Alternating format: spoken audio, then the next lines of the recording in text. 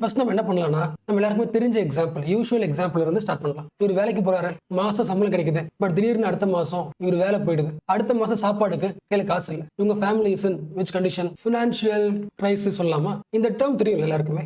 S, same example தான். இன்னொரு பேசிக் example, நம்ம அப்பா இல்ல நாம எல்லாரும் பண்றது. ஒரு ஜாப்ல ஜாயின் பண்ணிருக்கலாம். சோ சேலரி ஓகே தான், நல்லா இருக்கு. நம்ம என்ன பண்றோம்? சரி, ஓகே, நம்ம ஃபியூச்சர் நல்லா இருக்கு, என்ன பண்ணலாம்? வீடு கட்டலாம். ஸோ பேங்க்ல போயிட்டு லோன் வாங்கலாம். வாங்கியாச்சு, லோன் வாங்கி வீடு கட்டிட்டு இருக்கோம், இல்லை வீடு கட்டியாச்சு. ஸோ ஒரு வருஷத்துக்கு நல்லா அந்த லோனுக்கும் இன்ட்ரெஸ்ட் கட்டிட்டே வரீங்க, ஒன்றும் ப்ராப்ளம் இல்லை. பட் திடீர்னு அடுத்த வருஷம் ஆகுதுன்னா உங்க சம்பளம் குறையுது. ஏதோ ஒரு காரணம் இருக்கலாம். உங்க ஃபீல்டு வந்து டவுன் ஆயிடுச்சு இருக்கலாம், இல்லை உங்களுக்கு வேலை போயிடுச்சு இருக்கலாம், உங்க சேலரி குறையுது. ஸோ சேலரி குறைஞ்சதுனால உங்களால லோன் கட்ட முடியல. ஒரு மாசம் 2 மாசம் கட்ட முடியாம என்ன பண்றீங்க? கஷ்டப்படுறீங்க. This family is in financial crisis.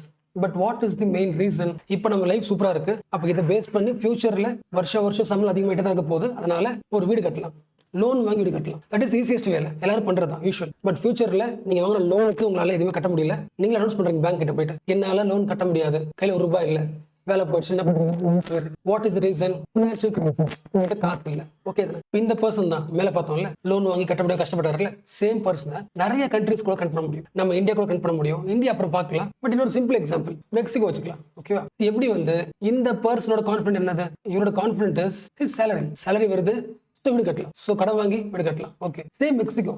இந்த கண்ட்ரிக்கு ஒரு காசு வரும்ல, salary. The source is oil. 1970s Mexico கிட்ட நிறைய ஆயில் இருந்துச்சு. ஆயில் பிசினஸ் சூப்பரா போயிருந்துச்சு.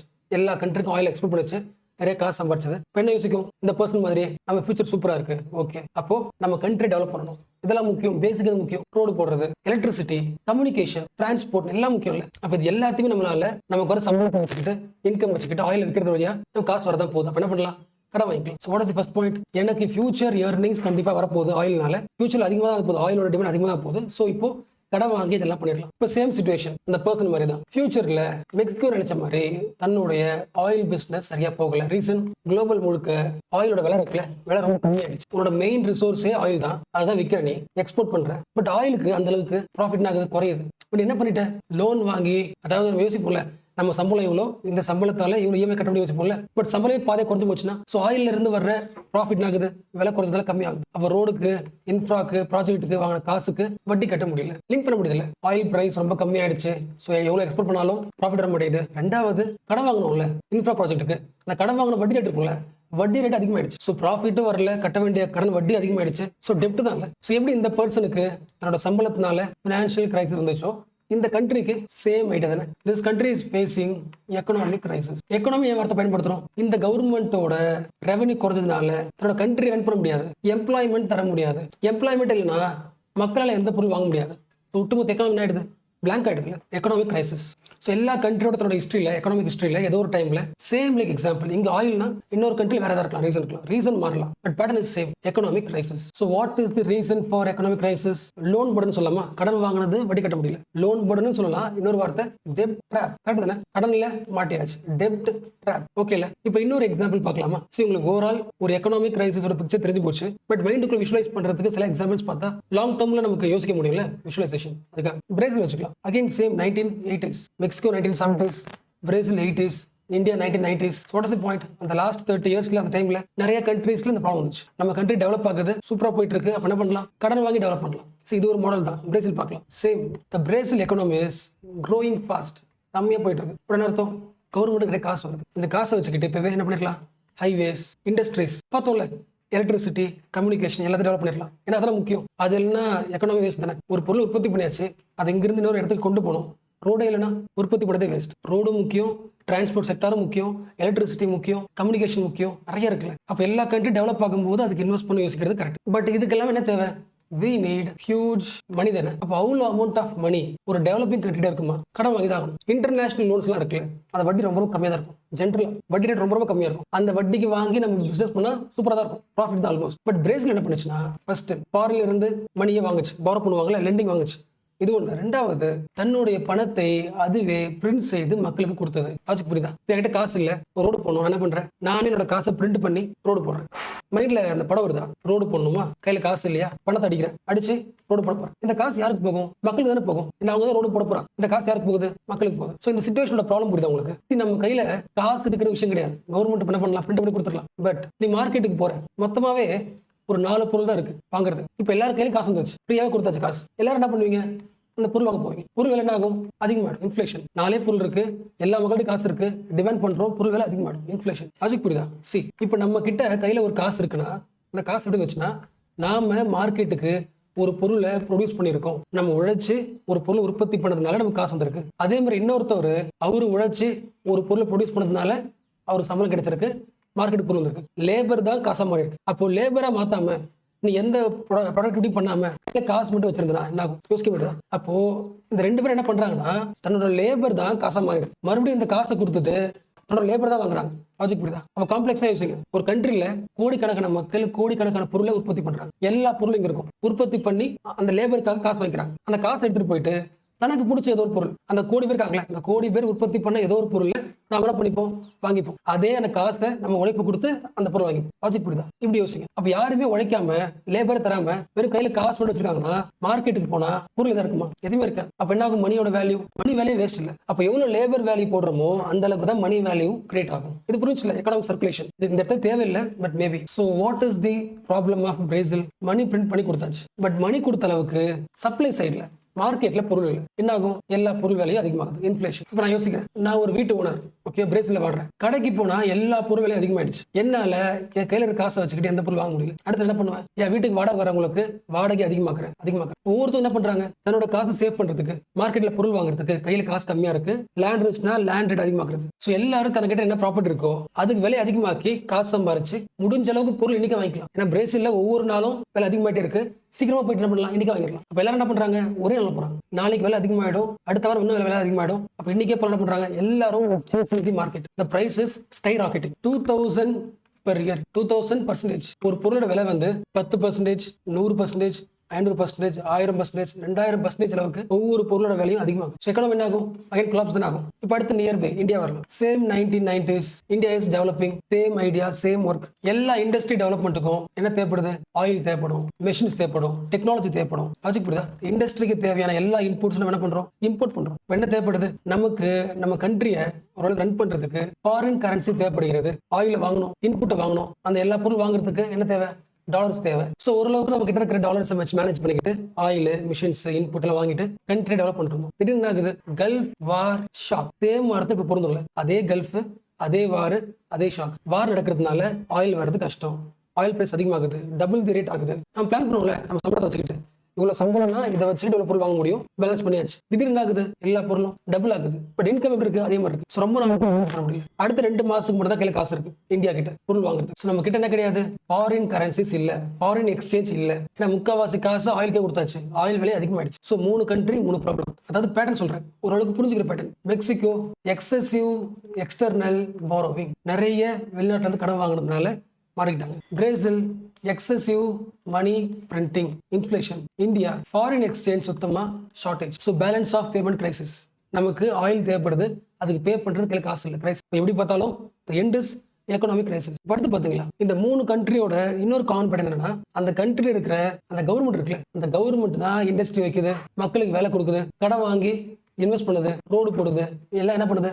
கண்ட்ரியே பண்ணுது. அப்ப கண்ட்ரியோட ஒரு பிசினஸ் கொலாப்ஸ் ஆகும்போது ஒட்டுமொத்த மக்களுக்கு கிடைக்கிற எம்ப்ளாய்மெண்ட் ஆகுது, குறைஞ்சிருக்கு. அப்போ ஒரே ஒரு ஸ்டேட் கவர்மெண்ட் மட்டும் தான் ஆயில் வாங்குறதுனால அதுக்கிட்ட இருக்கிற காசை வச்சுக்கிட்டு ஆயில் வாங்கிட்டு இருக்கு. ஆயில் அதிகமானதுக்கு அப்புறம் கவர்மெண்டால வாங்க முடியல, ஒட்டுமொத்த கண்ட்ரியும் கொலாப்ஸ். அதான மெயின் பேட்டர்ன். எஸ். அப்ப அந்த எல்லா கண்ட்ரிஸோட பேட்டர்ன்லயும் அடுத்த பாயிண்ட் என்ன? சரி பண்றதுக்கு நமக்கு காசு தேவைப்படும். காசு வேணும் தானே? இந்தியாவுக்கு என்ன தேவை?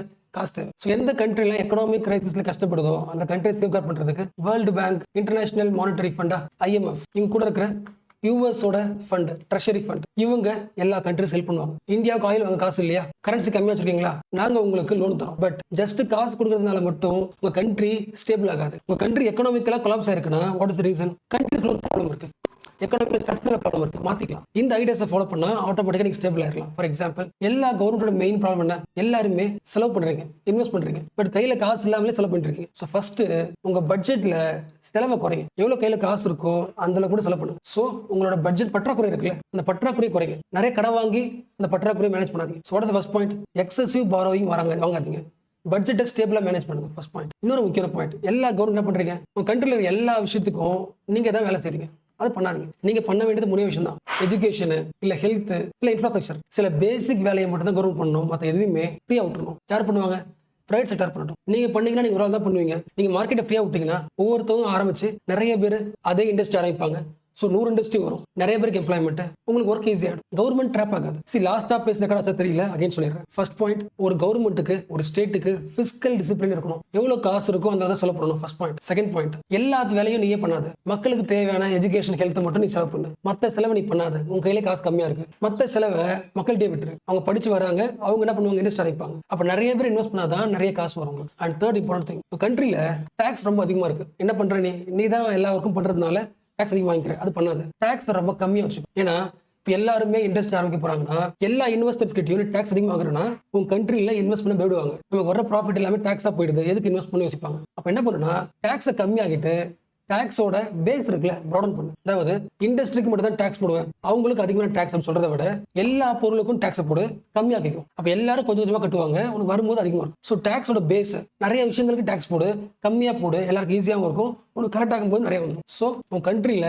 டாக்ஸ் ரிஃபார்ம் பண்ணு. இதெல்லாம் நீ பண்ணலன்னா என்ன பண்ணுவேன், நான் உனக்கு கடன் தருவேன். அங்கே என்ன பண்ணுவேன், நீ அதை போய் ஃபுல்லாக காசையும் ஒரே வேலையில போடுவேன், காசு வரலாம் கஷ்டப்படுவேன், மறுபடியும் காசு கேட்பேன். ஸோ காசை அப்படி செலவு பண்ணாத, தேவையானது மட்டும் செலவு பண்ணு. அது செலவு பண்ற அளவுக்கு உனக்கு காசு திருப்பி வரணும். டாக்ஸ் ரிஃபார்ம் பண்ணு. இன்னொரு முக்கியமானது, உன் கண்ட்ரியோட வட்டி ரேட் இருக்கு, இன்ட்ரெஸ்ட் ரேட். ஃபார் எக்ஸாம்பிள் பேங்க்கு போற, கடன் தராங்க, என்ன பண்ற, உன் கண்ட்ரி உன் பேங்க்கு நீ ஃபிக்ஸ் பண்ணிடுற. இல்ல நான் சொல்ற வட்டி தான் நீங்க தரணும். 2% கொடுங்க, 3% கொடுங்க, 5% உன் இஷ்டத்துக்கு என்ன பண்ற, வட்டியை முடி பண்ற. யோசிச்சு பாரு. நீ வட்டி ரேட்டை ரொம்ப சீப் ஆகிட்டுனா எல்லாரும் வந்து கடன் வாங்குவாங்க. பேங்க்ல வந்து எல்லா மக்களும் கடன் வாங்குவாங்க. இப்படி கொடுத்த எல்லா கடனுமே பிசினஸ் எல்லாருமே சூப்பரா ஆகும்னு சொல்ல முடியாது. சில பேர் பிசினஸ் சூப்பரா நடக்கும், காசு கட்டுவாங்க, வட்டி கட்டுவாங்க. பட் நிறைய பேரோட காசு என்ன ஆகலாம், வேஸ்ட் ஆகிடலாம். நீ கொடுத்த காசு லாஸ் ஆகலாம். அட் தி சேம் டைம் வட்டி ரொம்ப சீப்பா இருந்துச்சுன்னா உன் பேங்க்ல வந்து முதல்ல கஸ்டமர்ஸ் டெபாசிட் பண்ண மாட்டாங்க. வட்டி ரொம்ப கம்மியா இருக்கு, எதுக்கு டெபாசிட் பண்ணணும், சேவ் பண்ண மாட்டாங்க. அப்போ உன் கண்ட்ரியோட டிமாண்டை பொறுத்து, லேபரை பொறுத்து ஆட்டோமேட்டிக்கா ஒரு வட்டி ரேட் உருவாகும். அந்த இன்ட்ரெஸ்ட் ஃபிக்ஸ் பண்ணு. நீ அதிகமாக்காத, நீ குறைக்காத. கவர்மெண்ட் நீ வந்து உனக்கு ஏத்த முடிவு பண்ணாது. மக்களோட சக்திக்கு ஏற்ற மாதிரி ஆட்டோமேட்டிக்கா மார்க்கெட்டே ஒரு ரேட்டை முடிவு பண்ணும். அது இருந்துச்சுன்னா கரெக்டான வட்டி சேரும், லோன் போய் சேரும், அவங்களும் கரெக்டா வட்டியை திருப்பி கட்டுவாங்க. So what is the point, interest rate government முடிவு கூடாது. Government should not decide the interest rate. The interest rate should be liberalised. Free ஆக்கி விட்டுரும், ஆட்டோமேட்டிக்கா முடிவாயிடும். So liberalise the interest rate. அதே மாதிரி தான் உன்னோட கரன்சியோட, ஃபார் எக்ஸாம்பிள் ருபீஸா இருக்கலாம், எனிதிங். உன் கரன்சிக்கு எவ்வளவு வேல்யூ சொல்றோம்ல. இப்போ நீங்க $1 வாங்க போறேன்னா எவ்வளவு காசு கொடுத்து வாங்க போற, $100 கொடுத்து வாங்க போறியா, இல்ல வெறும் $10 கொடுத்து வாங்க போறியா, அதை நீ முடிவு பண்ணாத. நீ என்ன பண்ணுவ, கம்மியா தான் வைப்ப. இல்ல ஒரே $1 கொடுத்து டாலர் வாங்கலாம்னு முடிவு பண்ணுவேன். அது வந்து ஆர்டிபிஷியல். பண்ணாத. எக்ஸ்சேஞ்ச் மார்க்கெட்ல ஆட்டோமேட்டிக்கா உன் கரன்சிக்கு எவ்வளவு காசுன்றது முடிவாகும். ஃபார் எக்ஸாம்பிள் எல்லா கண்ட்ரியோட பிசினஸ்காரங்களும் உன் கண்ட்ரிக்குள்ள வந்து இன்வெஸ்ட் பண்றாங்க வச்சுக்கலாம். அப்ப என்ன பண்ணுவாங்க, உன் நாட்டுல வந்து இன்வெஸ்ட் பண்றதுக்கு அவங்க என்ன தேவை, உன் காசு தேவை. அப்ப எக்ஸ்சேஞ்ச் மார்க்கெட்ல போயிட்டு ருபீஸ் வேணும்னு சொல்லிட்டு என்ன பண்ணுவாங்க, எல்லாரும் உன் காசு டிமாண்ட் பண்ணுவாங்க. உன் வேல்யூ எப்படி சூப்பரா இருக்கும். பட் அதுவே நீ மற்ற கண்ட்ரில பொருள் வாங்குறதுக்கு மற்ற எல்லா கண்ட்ரிஸை விட நீ போய் என்ன பண்ணிட்டு இருக்க, டாலர்ஸ் வாங்கிட்டே இருக்கு. அப்ப டாலர்ஸ் கொடுக்குற என்ன பண்ணுவான், டாலர் விலையை அதிகமாக்கிடுவான். அப்ப நேற்று வரைக்கும் நீ $10 கொடுத்து $100 வாங்கிருக்கலாம், பட் நாளைக்கு $100 கொடுத்து டாலர் வாங்க முடியும். அப்ப மார்க்கெட்ல ஆட்டோமேட்டிக்கா உன்னோட எஃபிஷியன்சி எவ்வளவு இருக்கு, உன் எக்கனாமி எப்படி இருக்கு, அதை பொறுத்து ஆட்டோமேட்டிக்கா முடிவாகும். ஸோ எக்ஸ்சேஞ்ச் ரேட்டை ஃபிக்ஸ் பண்ணாத, காம்படேட்டிவா மாத்து. இன்ட்ரெஸ்ட் ரேட்டை நீ முடிவு பண்ணாத, ஃபிக்ஸ் பண்ணாத, லிபரலைஸ் பண்ணு மார்க்கெட்டுக்கு ஏற்ற மாதிரி. ரொம்ப முக்கியமானது. இதுக்கப்புறம் நிறைய வேலை நீ பண்ண போற கிடையாது உன் கண்ட்ரில. அப்ப அந்த இண்டஸ்ட்ரி எல்லாரும் கேர் பண்ண போறா. உன் நாட்டுக்காரங்களும் ஆரம்பிக்கலாம். பட் ஆல்ரெடி உங்க நாடு எப்படி இருக்கு, இப்போ டெவலப் ஆகுது. எல்லா மக்களாலும் இண்டஸ்ட்ரி ஆரம்பிக்க முடியாது. உங்களோட எக்கனாமி என்ன பண்ணு, ஓப்பன் ஆகிடுது. ஃபாரின் கம்பெனிஸ் வந்து உலகம் முழுக்க இருக்க எந்த கண்ட்ரியில் இருக்கிற எல்லா பிசினஸ் மேனும் கண்ட்ரில வந்து இன்வெஸ்ட் பண்ணலாம்னு முடிவு பண்ணிட்டா ஒரே நாள்ல ஒரு 100 கம்பெனி உள்ள வரும், எம்ப்ளாய்மெண்ட் அதிகமாகும். அப்ப நீ என்ன பண்ணலாம், உன் நாட்டில் பொருள் உற்பத்தி பண்ணி எக்ஸ்போர்ட் பண்ணலாம். ஸோ ஃபாரின் காரங்க டைரக்டா வந்து இந்தியாவில் இன்வெஸ்ட் பண்ணுங்க. எஃப்டிஐக்கு என்ன பண்ணு, உன் கண்ட்ரி என்கரேஜ் பண்ணு, லிபரலைஸ் பண்ணு, ஃப்ரீயாக்கு. கரெக்டா. அடுத்த பாயிண்ட், அப்ப ஃபாரின் கம்பெனியா இருக்கட்டும், லோக்கலா இருக்கட்டும், இவங்க அந்த பிசினஸ் ஃப்ரீயா பண்ணணும்னா உன் கண்ட்ரில இருக்கிற ரூல்ஸ் இருக்குல்ல, எல்லா ரூல்ஸையும் ரெகுலேஷன்ஸையும் ஈஸியா. கரெக்டா. ஃபர்ஸ்ட் என்ன பண்ண, கவர்மெண்ட் மட்டும் தான் இன்வெஸ்ட் பண்ணணும், வேற யாரும் என்ன கூடாது, இன்வெஸ்ட் பண்ணக்கூடாது ரூல்ஸ் இருக்குல்ல, அது என்ன பண்ண ஈஸியா டி ரெகுலேட் பண்ணு. இதெல்லாம் உங்களுக்கு தெரிஞ்சதுதான், வெரி பேசிக்ஸ் தான். பட் இது மைண்ட்ல இல்லாம வந்து ஒரு விஷுவலைஸ் பண்ணாம, இமேஜினேஷன் பண்ணாம அடுத்தது போகும்போது மெக்கானிக்கலா இருக்கும். நமக்கு ஆப்ஷன் இருக்குல்ல 1.5x 2xல போறதுக்கு. நம்ம என்ன பண்றோம், இது வரைக்கும் கவர்மெண்டலைஸ்டா இருந்த கண்ட்ரியை என்ன மாத்திரம், பிரைவேடைஸா மாத்திரம். எல்லா டிபார்ட்மெண்ட்லயும் எல்லாரும் என்ன பண்ணலாம், இன்வெஸ்ட் பண்ணலாம். பிரைவேடைசேஷன். அந்த பிரைவேடைசேஷன் என்கரேஜ் பண்றதுக்கு ரூல்ஸ் என்ன பண்ண, டீரெகுலேட் பண்ணு. மற்ற கண்ட்ரினாலும் வரலாம். குளோபலைஸ்டா மாத்து. உன்னோட எக்கனாமியை டொமஸ்டிக் எக்கனாமி இல்லாம குளோபலைஸ்ட் எக்கனாமி மாத்து. யார் வேணா இன்வெஸ்ட் பண்ணலாம், லிபரலைஸ் ஆகும். பட் மோஸ்ட் இம்பார்ட்டன்ட் திங், எல்லா கண்ட்ரியும் உன் நாட்டில் வந்து இன்வெஸ்ட் பண்ணணும்னா அவங்களுக்கு ட்ரஸ்ட் உருவாக்கணும். அவங்க உருவாக்குற ஒரு பொருள் இருக்குன்னா அந்த பொருள் என்ன பண்ணணும், நீ ரெஸ்பெக்ட் பண்ணணும். இன்டெலெக்சுவல் ப்ராப்பர்ட்டி ரைட்ஸ் கொடு. உங்க கண்ட்ரில உற்பத்தி பண்ற ஒரு பொருள் வருதுன்னா, ஒரு சீடு வருதுன்னா, அது கஷ்டப்பட்டு அவன் உங்க ஊர்ல வந்து உற்பத்தி பண்றான், அதுக்கு பேட்டன்ட் ரைட்ஸ் வாங்கி கொடு, intellectual property rights. So these are the basic 10 rules to follow. யார் சொல்றா? வேர்ல்டு பேங்க், IMF, US யாரெல்லாம் கடன் கொடுத்தாங்களோ அவங்க சொல்ற பாயிண்ட்ஸ். ஏன்னா எங்க கண்ட்ரி ஸ்ட்ராங்கா இருக்குன்னா நாங்க இதை ஃபாலோ பண்ணணும் சொல்றாங்க. இப்போ யூஎஸ்லாம் வரீங்க அப்படின்னா இங்க பாருங்க, ஃப்ரீ மார்க்கெட், யார் வேணா இன்வெஸ்ட் பண்ணலாம். அப்போ இந்த மாடல் நீங்க ஃபாலோ பண்ணீங்கன்னா இம்ப்ரூவ் ஆகலாம். This is Washington model. அப்போ இந்த மாடலுக்கு நீங்க மாத்திக்கங்க, இந்த அக்ரிமெண்ட் வந்துருங்க. Washington consensus, those 10 principles. இந்த பிரின்சிபல்ஸை ஃபாலோ பண்ணீங்கன்னா நாங்க என்ன பண்ணுவோம்? உங்களுக்கு காசு தரும். இல்லைன்னா காசு கொடுக்குறது வேஸ்ட். என்னெல்லாம் பண்ணணும்?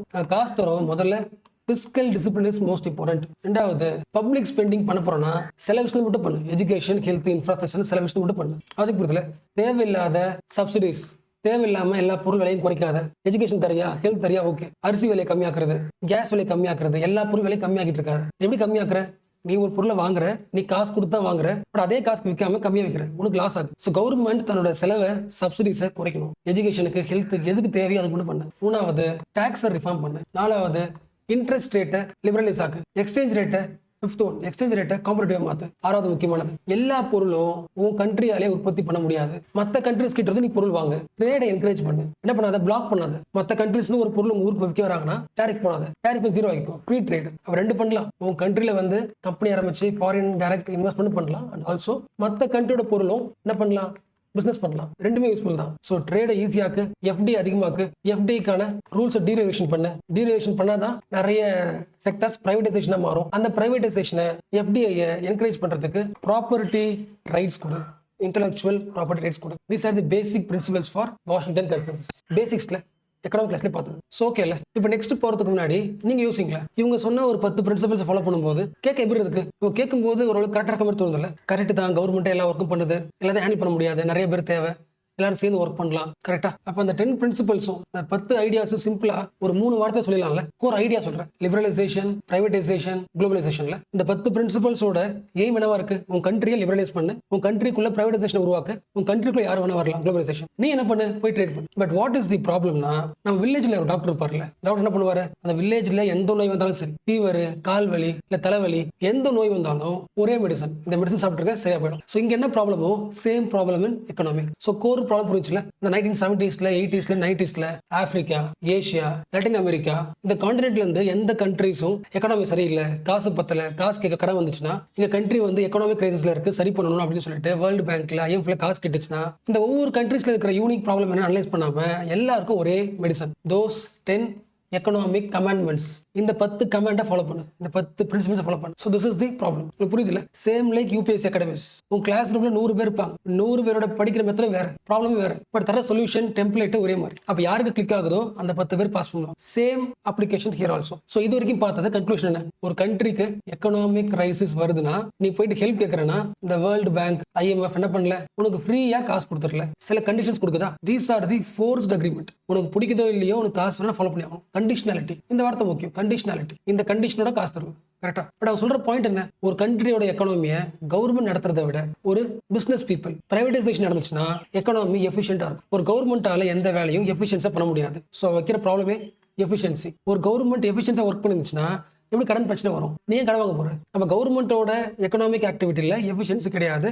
ஸோ பிரைவேட் பிளேயர்ஸை உள்ள கொண்டு வா. ஸோ பிரைவேட் பிளேயர்ஸ் உள்ள கொண்டு வரணும்னா இந்த ரூல்ஸ் எல்லாம் ஃபாலோ பண்ணு, லிபரலைஸ் பண்ணு, இன்வெஸ்ட் பண்ண அலோவ் பண்ணு, ட்ரேட் பண்ணு. கரெக்டாக யோசிக்க முடியல? So you have to improve the efficiency. But எக்ஸாம்பிளுக்கு ஒரு கண்ட்ரி பார்க்கலாம். ஒரு கண்ட்ரி அனலைஸ் பண்ணும்போதே உங்களுக்கு ப்ராப்ளம் புரிஞ்சிடும். பொலிவியா 2000ல காசு கடன் வாங்கிடுச்சு.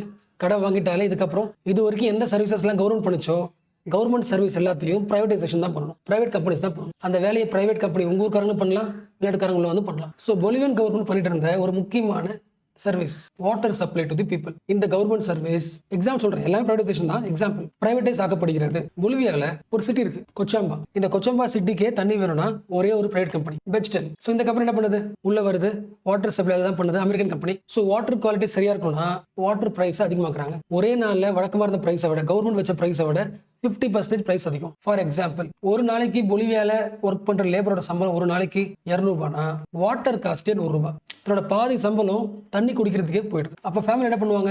ஓகே, தண்ணி அதிகமாக வேணா கம்மியா வாங்கலாம். ஸோ குடிக்கிற வாட்டர் என்ன பண்றாங்க? ரேஷனைஸ் பண்றாங்க, கம்மியாக்குறாங்க. இது யாரு கஷ்டம்? குழந்தைங்களுக்கு கஷ்டம் இல்ல? ஒரு காலகட்டத்தில் பொலிவியால குழந்தைங்க தாகமா இருந்துச்சு. This is the efficiency created by that American company. தன்னுடைய குழந்தைக்கு பிரச்சனைனா அந்த ஊர் மக்கள் சும்மா இருப்பாங்களா? எல்லா ஃபேமிலிஸும் ப்ரொடெஸ்ட் பண்றாங்க. லாஸ்டா பேசினது ரெக்கார்டாக தெரியல அப்படின்னு சொல்றேன். ஒரு காலகட்டத்தில் குழந்தைங்க எல்லாருமே தாகமா இருக்காங்க. அப்ப குழந்தைங்களுக்கே பிரச்சனைனா ஃபேமிலி சும்மா இருக்குமா? ப்ரொடெஸ்ட் பண்ணுவாங்களே. என்ன reason?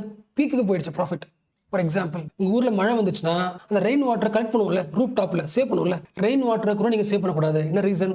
Water supply is our rights, company rights, highest form of எக்ஸ்ப்ளாய்டேஷன்ல. ஸோ ஃபேமிலி என்ன பண்ணும்? ப்ரொடெஸ்ட் பண்ணும். ஸோ மக்கள் வீதிக்கு வராங்க. சேம் லைக் தட் நம்ம ஊர்ல என்ன நடந்துச்சோ சேம். கன் எடுத்து சொல்றாங்க. ஒரு குழந்தை இறந்து போகுது. 17 years old விக்டர் ஹியூகோ டாசா, அந்த குழந்தை பேர். 17 வயசு பையன் வந்து இறந்து போறான். ஸோ போலீஸ் சுட்டு கொண்டு ஒரு குழந்தை இறந்து போறான். மக்களுக்கு என்ன ஆகும்? இன்னும் கோவம் வரும்ல. ஸோ அந்த ஊர்ல ஒரு வாட்டர் வாரே உருவாகுது. ஸோ ஃப்ரீ டைம்ல COCHA கொச்சாபாம்பா வாட்டர் வார்னு அடிங்க, இந்த கேஸ் ஸ்டடி வரும். உங்களுக்கு தெரியும் தானே? எப்போ மக்கள் ப்ரொடெஸ்ட் பண்றாங்களோ கவர்மெண்ட் என்ன பண்ணும்?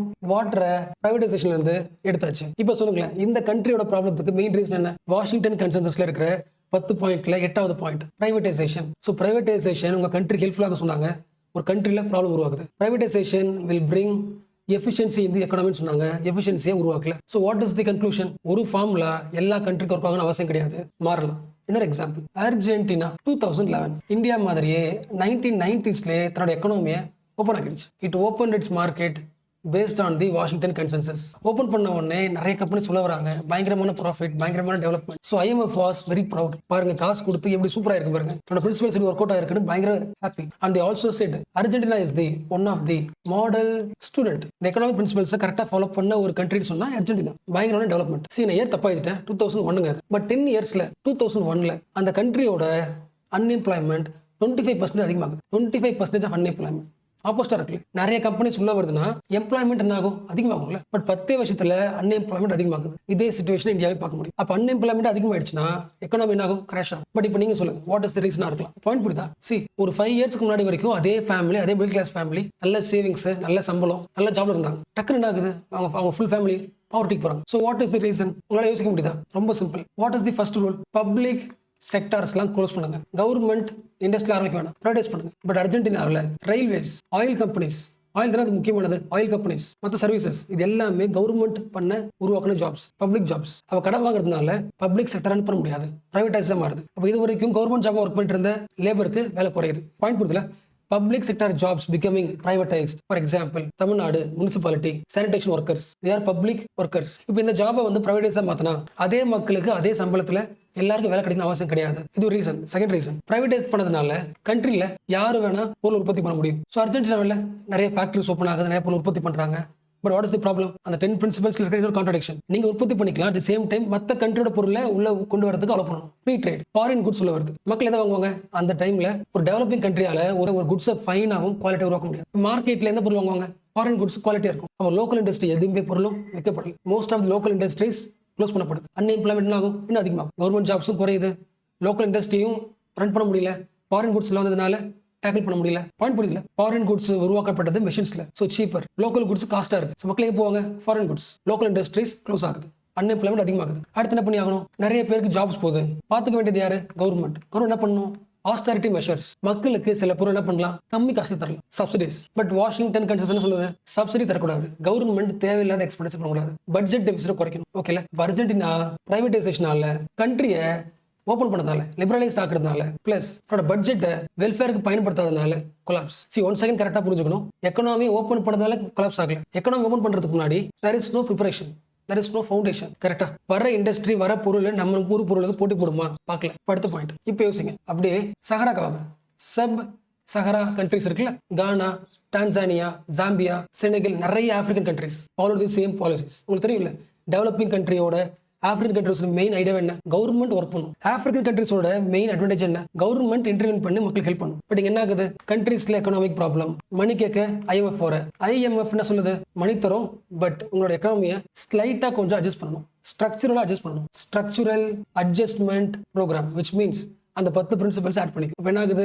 கவர்மெண்ட் இது வரைக்கும் கொடுத்துட்டு இருந்த சப்சிடிஸ் கட் ஆகுது, கவர்மெண்ட் கம்பெனிஸ் பிரைவேட்டா மாறுது, ஃபாரின் குட்ஸ் உள்ள வருது, ஸ்கூலுக்கு ஹாஸ்பிட்டலுக்கு செலவு குறைக்குது, விவசாயிக்கு ஃபர்டிலைசர் சப்சிடி குறைச்சிடுது. பாயிண்ட் புரியுதுல? வெளிநாட்டு பொருட்கள் ரொம்ப ரொம்ப சீப்பா உள்ள வந்து இறங்கும். அப்ப நம்ம சீப்பா நம்ம ஊர் என்ன பண்ணும்? பொருள் உற்பத்தி பண்ணணும்னா கவர்மெண்ட் என்ன பண்ணி ஆகணும்? சில பொருளை ஃப்ரீயா தந்தாகணும். ஃபர்டிலைசர் கம்மியா தரலாம், எலக்ட்ரிசிட்டி கொஞ்சம் கம்மி காசு தரலாம் விவசாயிகளுக்கு. பட் எந்த ஹெல்ப்பும் பண்ணலனா அவங்களால கம்மியா சீப்பா உருவாக்க முடியாது. So complete destruction. இப்போ சேம் பிரின்சிபல்ஸை இந்தியாவில் அப்ளை பண்ணி பாருங்க. 1991ல எக்கனாமி ஓப்பன் பண்றோம், ஐடி இண்டஸ்ட்ரி உள்ள வருது. பட் ஆல்ரெடி நமக்கு என்ன இருக்கு? ஐடி நாலேஜ் இருக்கு, அதை யூஸ் பண்ணிக்கிறோம், டெவலப் ஆகிறோம். ஸோ 1990ஸ்ல இருந்து 2010 2015 இந்தியாவோட ஜிடிபி அதிகமாயிட்டு இருக்கு. என்ன ரீசன்? ஆல்ரெடி ஒரு பேக்ரவுண்ட் ஒர்க் பண்ணியாச்சு. So Infosys, Wipro, TCS IT companies எல்லாம் வளருது, growth சூப்பரா உருவாகுது. பட் அதே இந்தியாவில் அதே பேரலா ஃபார்மர்ஸ் இதுக்கு முன்னாடி இல்லாத அளவுக்கு 3 lakh farmers suicide after 1991. most of the reason is டெப்ட், கடன் தொல்லை. லாஜிக் புரியுதுல?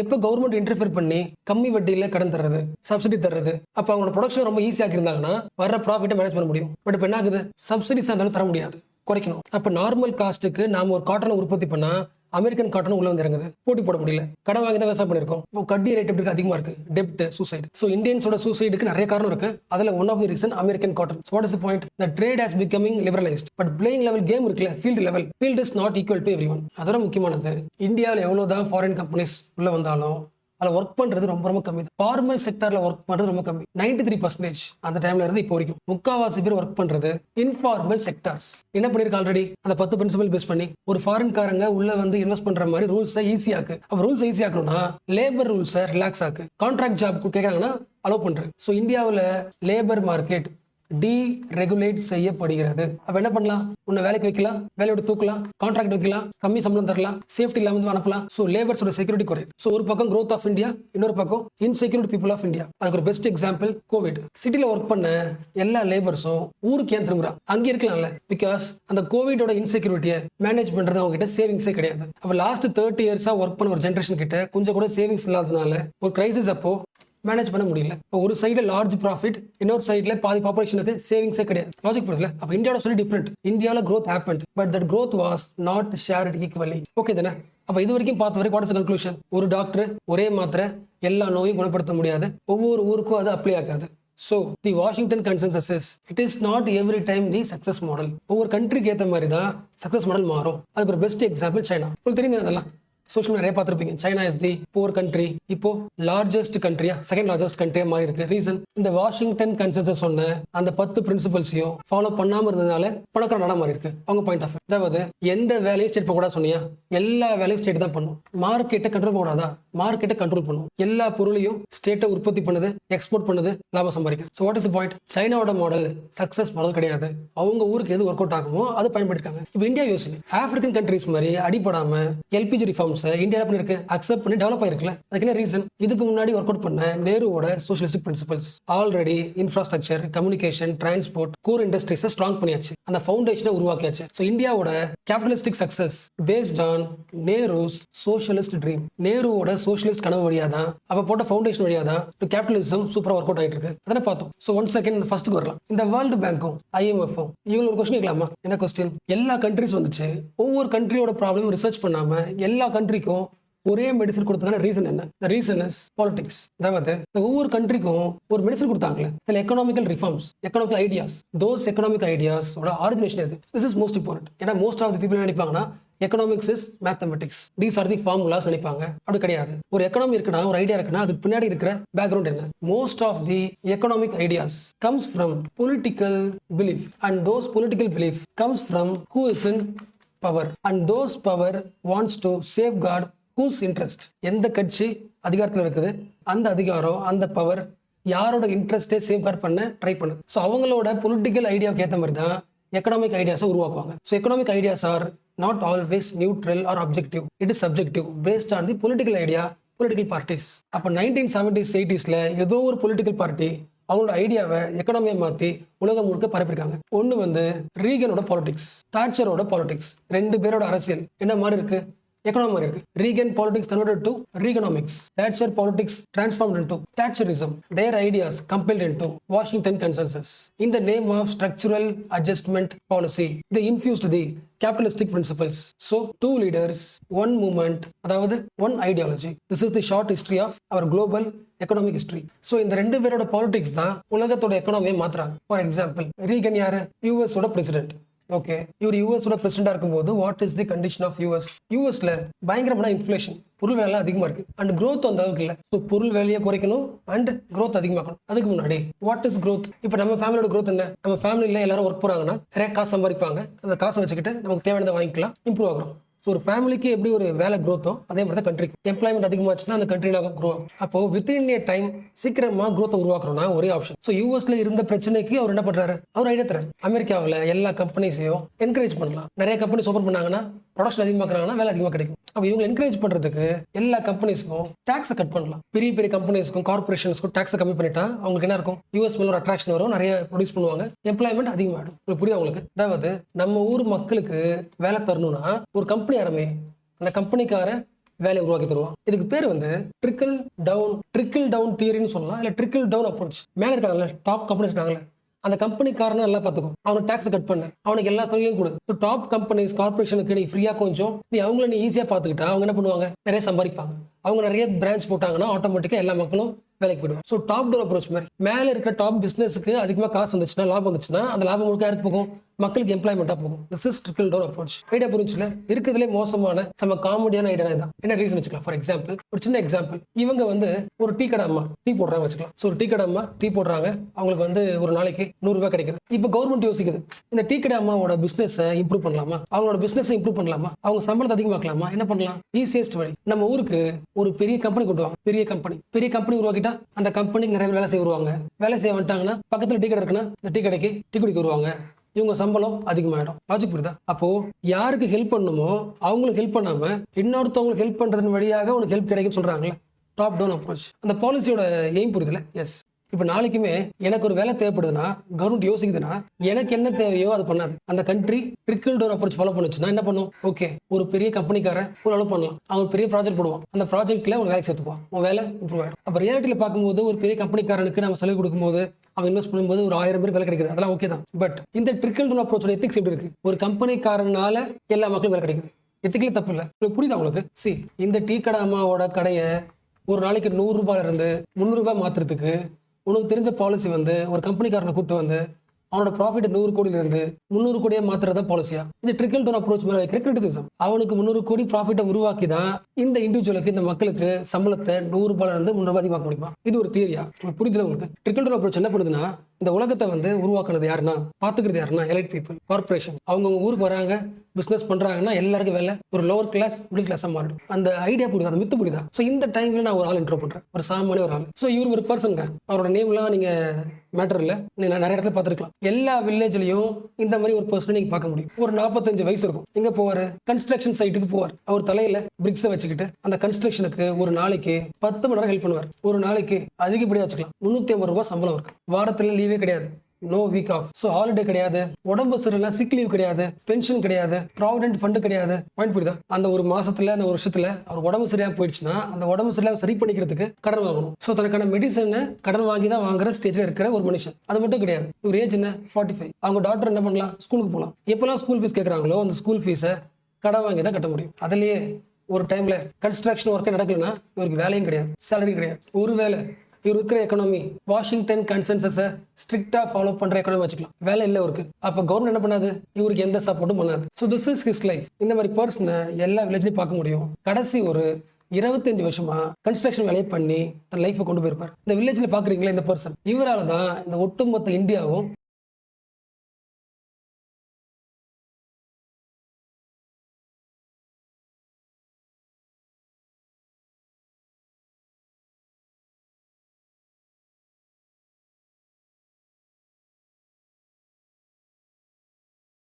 அப்ப இந்தியாவை உருவாக்குன இந்த லேபருக்கு சம்பளத்தை ஒரு நாளைக்கு 100 ரூபாய் எக்ஸ்ட்ரா மாத்துறதுக்கு நீ என்ன சொல்ற, ஒரு கம்பெனி எக்ஸ்ட்ரா இன்வெஸ்ட் பண்ண வர வச்சு அவனுக்கு ஒரு 100 கோடி லாபம் கொடுத்தாதான் இவன் லைஃப் இம்ப்ரூவ் ஆகுனா எப்படி இது தேரி ஒர்க் அவுட் ஆகும்? How it is ethics? உங்களுக்கு புரியுதுல? பட் இந்த மாதிரி மக்களை நீங்க அமெரிக்கால பார்க்க மாட்டீங்க. அப்ப அமெரிக்காவோட சூழ்நிலைக்கு, அமெரிக்காவோட எக்கனாமிக்கு என்ன தேவையோ அதை உருவாக்குனது ரீகன். growth இல்லையா, ஓகே கம்பெனிஸ் ஆரம்பிக்கலாம், கம்பெனிஸை என்கரேஜ் பண்ணலாம், டாக்ஸை கட் பண்ணா உள்ள வந்துருவாங்க, எம்ப்ளாய்மெண்ட் அதிகமாகும். ஸோ கவர்மெண்ட் ஸ்பெண்டிங்கை கட் பண்ணலாம், எல்லா இண்டஸ்ட்ரீஸையும் டீரெகுலேட் பண்ணலாம், வட்டி ரேட் அதிகமாக்கலாம், இன்ட்ரெஸ்ட் ஈஸியா கொடுத்துட்டா எல்லா மக்களும் காசு போயிடும், கிளப்பிடும். அப்ப இன்ட்ரெஸ்ட் அதிகமாக்கனா சில பேருக்கு மட்டும் தான் லோன் போகும், அந்த லோன் கரெக்டாக ஆகும், எக்கனாமிக் ஒர்க் ஆகும். அப்போ அவரோட யூஎஸ்ல அப்ளை பண்ண பாலிசியை உலகம் முழுக்க அப்ளை பண்றாரு. அதே மாதிரி தான் தாட்சர், யூகேயோட பிரைம் மினிஸ்டர். எல்லா இண்டஸ்ட்ரீஸும், ஆயில் இருக்கலாம், டெலிகாமா இருக்கலாம், எல்லா இண்டஸ்ட்ரீஸும் பிரைவேடைஸ் ஆகலாம். நம்ம கண்ட்ரியில ஒர்க் நல்லா நடக்கணுமா, ட்ரேட் யூனியன் பிரேக் பண்ணலாம், சோஷியல் ஸ்பெண்டிங் கட் பண்ணலாம். லாஜிக் புரியுதுல? ஸோ இவங்களோட பாலிசிஸ் அந்த கண்ட்ரியில சால்வ் பண்ண வேண்டிய எக்கனாமிக் ப்ராப்ளமை எக்கனாமிக் பாலிசியை மாற்றி எல்லா கண்ட்ரிக்கும் செட் பண்ணியாச்சு, இன்க்ளூடிங் இந்தியா. அப்போ அவங்களோட ஃபார்முலாவில் நம்ம எக்ஸாம்பிள் பார்த்தோம்ல, இந்த டீக்கார அம்மா, இந்த கன்ஸ்ட்ரக்ஷன் ஒர்க்கர், இவங்களுக்கான டைரக்ட் பாலிசி எதுவுமே அவங்க கையில் இருக்காது. ஏன்னா அது வந்து அந்த கண்ட்ரியோட ப்ராப்ளம் கிடையாது. அண்ட் மேபி நீங்க ஃப்ரெஷரா இருந்தீங்கன்னா உங்களுக்கு இப்படி தோணலாம். US president, UK prime minister இப்ப சொன்ன எல்லா பாலிசிஸுமே அவங்களோட பாலிசிஸ் எப்படி எல்லா கண்ட்ரிக்கும் அப்ளை பண்ணாங்க. What is the reason? எல்லா கண்ட்ரிஸும் கடன் வாங்க போனது எங்க? வேர்ல்டு பேங்க், IMF, என்ன சொல்லுவாங்க, பிரிட்டன் வுட் இன்ஸ்டிடியூஷன்ஸா, WTO, எல்லாமே இந்த எல்லா இன்ஸ்டிடியூஷன்ஸையும் உருவாக்குனதுல ரெண்டு பெரிய ரோல்ல US, UK. They are the strongest power at the time. அப்ப பவர்ஃபுல்லா இருந்ததுனால எல்லா கண்ட்ரிஸையும் அவங்களோட பாலிசியை, அவங்களோட லோக்கல் பாலிசியை எல்லா கண்ட்ரிஸ்லயும் அப்ளை பண்ண சொல்லியாச்சு. So what is the point? 1991ல இந்தியாவுக்கு ஃபினான்ஷியல் கிரைசிஸ் இருக்கும்போது நம்ம யாரோட பாலிசி அடாப்ட் பண்ணிக்கிட்டோம்? யூஎஸோட பாலிசி, யூகேவோட லோக்கல் பாலிசி. அந்த பாலிசியை நம்ம காசு தராங்க சொன்னதுனால அந்த கண்டிஷன்ஸ் என்ன பண்ணிருக்கோம்? முடிஞ்ச அளவுக்கு வேற வழி இல்லாம அடாப்ட் பண்ணிட்டு யோசிக்க முடியுதா? பஞ்சாப்ல ஒரு ஃபார்மர் கஷ்டப்படுறாரு, சூரத்ல ஒரு டெக்ஸ்டைல் ஒர்க்கர் கஷ்டப்படுறாரு. இந்த ரெண்டு பேருமே கண்டிப்பா நினைச்சு பார்த்திருக்க மாட்டாங்க நம்ம லைஃபை மாத்த போறது எங்கேயோ இருக்கிற ரெண்டு கண்ட்ரியோட